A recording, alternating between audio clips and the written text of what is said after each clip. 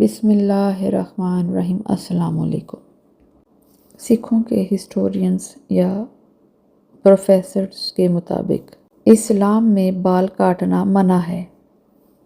اس پر the account of Guru Nanak's journey to Arabia میں ہے کہ گرو نانک سے جب رکن الدین نے سوال کیے کہ اسلام میں بال کاٹنا جائز ہے مگر آپ اپنے بال نہیں کاٹتے، تو اس پر گرو جی نے رکن الدین کو جواب دیا کہ سورہ بدر رکوع 24 اور آیت 152 کہ جو حج پر لوگ جاتے ہیں اور جو روحانیت میں جاتے ہیں ان کے لیے بال کٹوانا منع ہے۔ اسی طرح کا آرٹیکل sikhnet.com پر ہے۔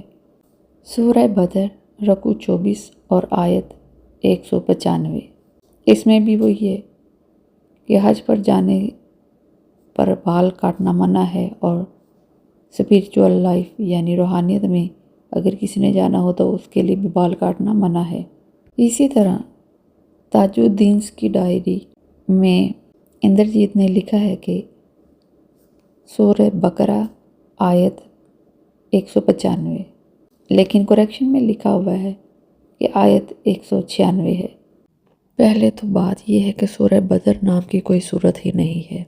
سورہ انفال میں بدر کی جنگ کا ذکر ہے اور جس کے 10 رکوع اور 75 ورسز ہیں۔ دوسرا یہ کہ تاج الدین کی ڈائری میں پہلے تو سورت ہی چینج کر دی، سورہ بدر سے سورہ بقرہ کر دی، اور جو ورسز ہیں وہ 195 تھے اور اس کو کریکشن میں 196 کر دیا، کیونکہ 195 میں بالوں کا ذکر ہی نہیں ہے، اور اب 196 میں حج کے اوپر سر منڈوانے کا ذکر ہے کہ جب تک قربانی ہو نہیں جاتی آپ سر منڈوا نہیں سکتے۔